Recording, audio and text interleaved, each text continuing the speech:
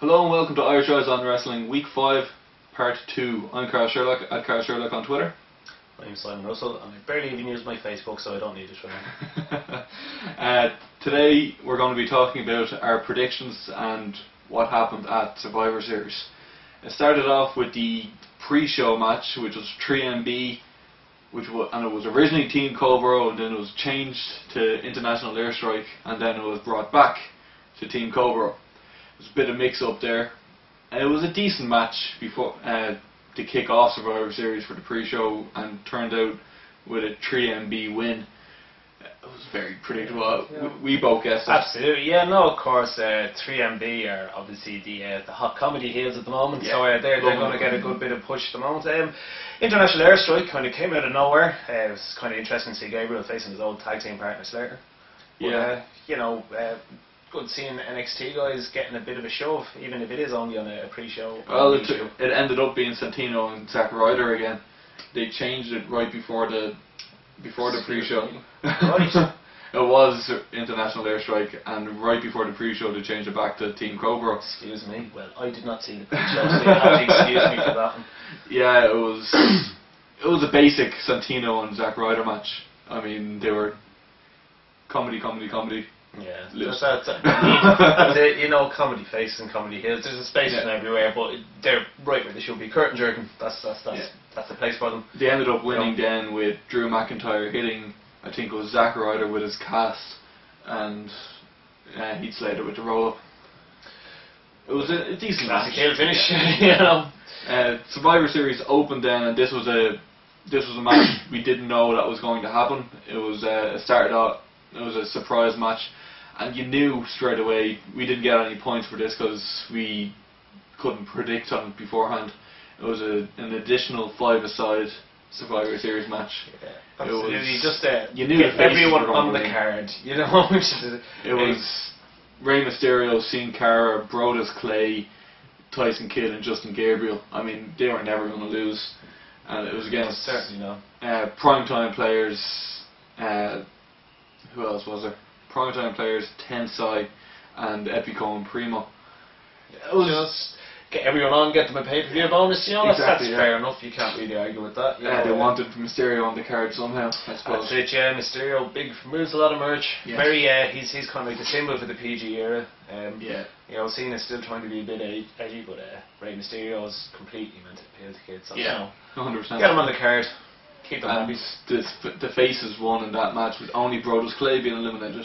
Of course. Well, given the way the rest of the card went, there was a lot of heel winning. So, they needed to have some kind of good triumphing over evil. Yeah, very true.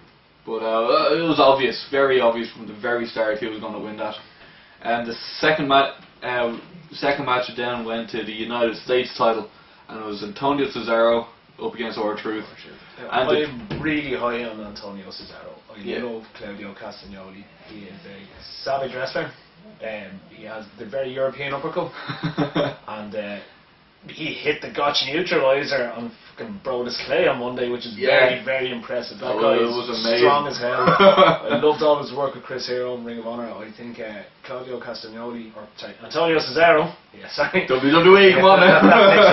No trademark names here. I really think he could go all the way. I think they should pick him over maybe like a Barrett. Like I don't mind Barrett, but it's obvious that they have that they want him to be pushed towards the title and that. But I really think Cesaro will be able to do a much better job there. He could, but he's not quite getting over with the fans yet. He's got a dirty foreigner gimmick in the States. That's surefire way of getting They're starting to chant USA. They're starting to chant it, but it's not enough. I mean, he needs to drop this gimmick, the 5 languages gimmick, and just do something good. Really, because it's that easy to come up with a gimmick. But no, I think this is awful at the minute. I really think he should go, full on badass heel. A gimmick hasn't been used in years. Taz in the old ECW. He was small. All he did was kick your ass. That was all you had to do. His promos were, "I'm going to kick your ass." And then came out and kicked your ass. Exactly. You don't need to be cowardly. You don't need to be comedy. You just go out. You're a badass heel. You beat people's heads in. That's the thing. The way WWE book, they'll have the Antonio Cesaro. He'll be doing that through all the mid card. He'll be doing that great. Finally gets a World Heavyweight title shot or WWE title shot against Cena or against a Sheamus, and he'll have to do a cowardly win because he can't go through dominance. God, I don't think anyone's ever going to win clean over Cena ever again. Aside from The Rock, short of Steve Austin coming back, but we all hope if Steve Austin comes back for one more match, then it's going to be Punk. They have their little Twitter feud. It turns out after that they're kind of like, we were just kind of promoting WWE 13, which is kind of a jip because I was getting very excited about that. I would maybe have WrestleMania bought 30. lights. I would have bought lights. I would have been front row center at WrestleMania for that match. So if it happens, you can hold me to that. That's me a couple of grand out. Okay, fair enough. And the next match then was the Divas Championship. We had Eve defending against Caitlyn. In a match, me and Simon here, we both got every match correct. We both predicted 100% and both very delighted about it. I came back from my shocking one right out of Hell in a Cell. Yeah, but I really didn't expect Sheamus to lose the title of the show. I like the way their feud is going. Yeah, it's kind of running awesome. out of legs. It's obvious they're working towards a chairs match at TLC now, yeah, which should be good. Not so dangerous. Lots of chair shots to the body, probably a couple of big spots. Yeah. Sheamus is well able to work the Big Show. He's got a lot of power. True. He can hit white noise. He's the extra chair drop. We'll get back into the World Heavyweight title picture in a minute. But the Divas title there, Eve, Caitlyn got attacked by Xana at the start of or before the match started. Xana came out with the blonde wig. She was the blonde wig all along. Yeah, I could care less. Yeah, we really don't care. And then Eve ends up winning after Caitlyn dominating most of it. And she had a beautiful neck breaker. Yeah, it really is. I'm a bit disappointed now in the way I thought the Divas were kind of making a comeback there. They signed Karma. Beth Phoenix was doing well for herself. Natalia is obviously a savage wrestler, but Natalia's reduced to a joke now at this stage, and she's really their best wrestler they have on the roster at the moment. I wish they'd just actually go back to women wrestling. Obviously, you've got promotions like Shimmer out there and stuff like that. Well, no, they're after signing Death Ray, Sarah Del Rey. She's in the. But she can't wrestle herself, and you can't just have a feud ongoing with her and Natalya forever. But I don't think they'll ever give it the kind of airtime that it used to have when Finlay was running the Divas division. But it'd be nice if they did.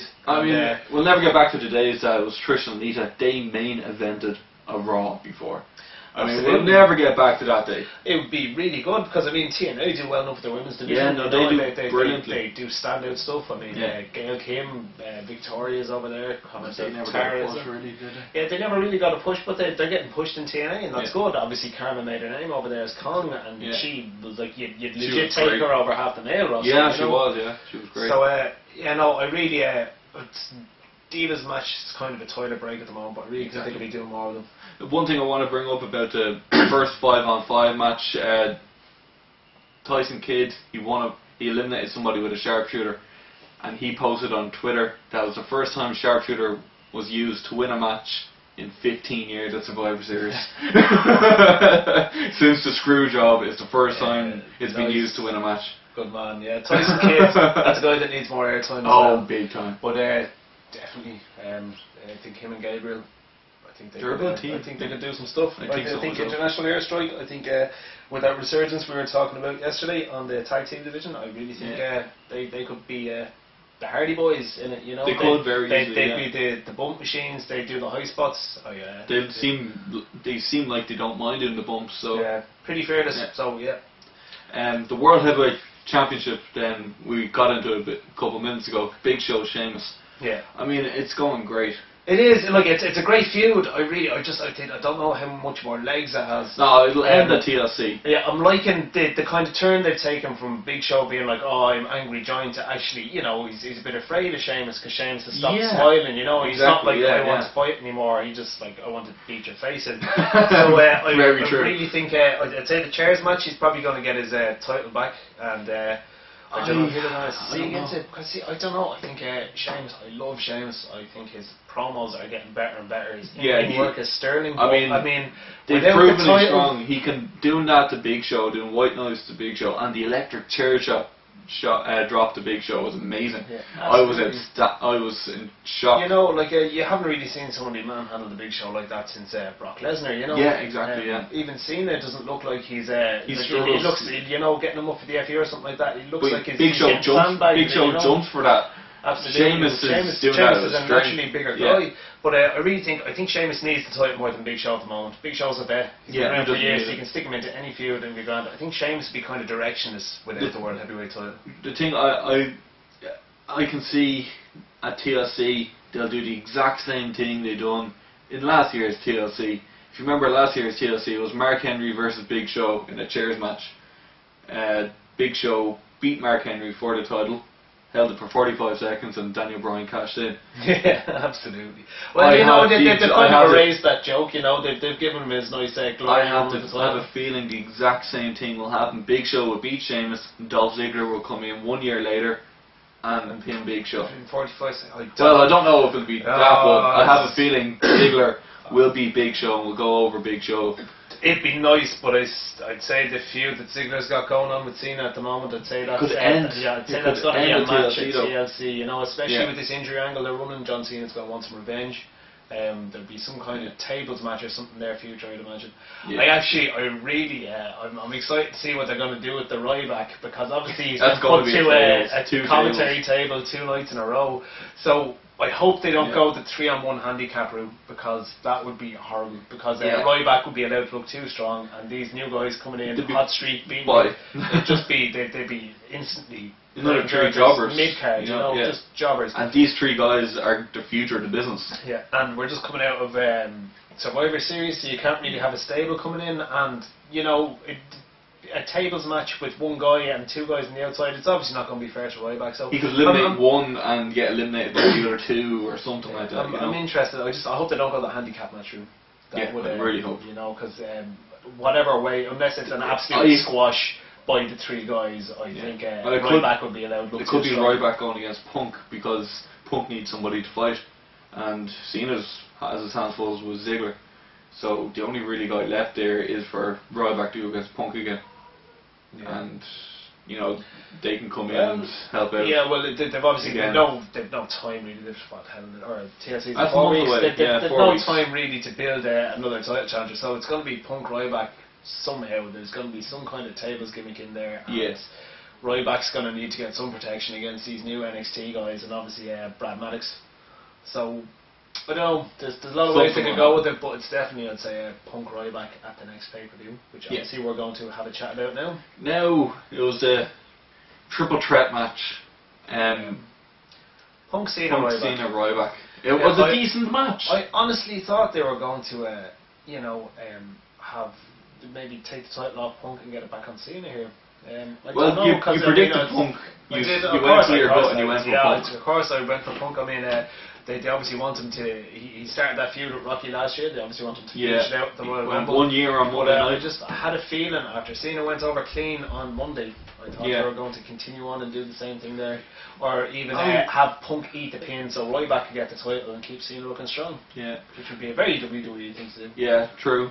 But what I realised after the match ended, yes, the 3 guys from NXT came in after Ryback hit John Cena with Shell Shocked.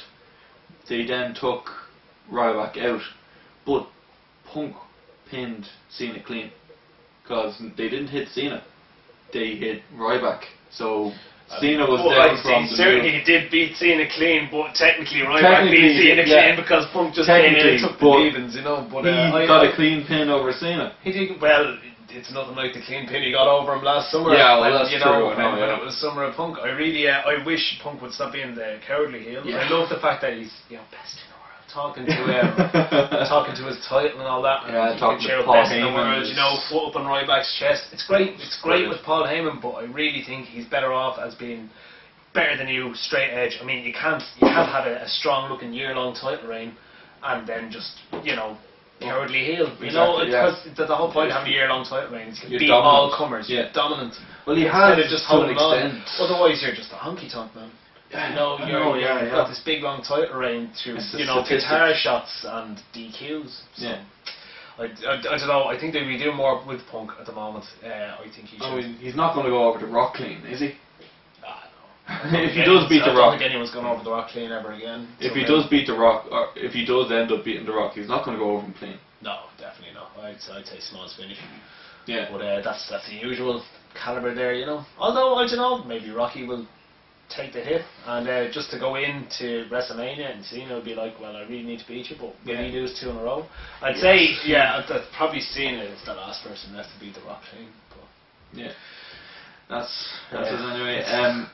We've our leaderboard so far after 2 events. We've only started, so after 2 events, I move up onto the top position with 9 points.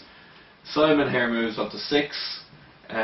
Georgie moves down into 3rd with 6 correct, and Chris stays bottom, but he moves a lot closer.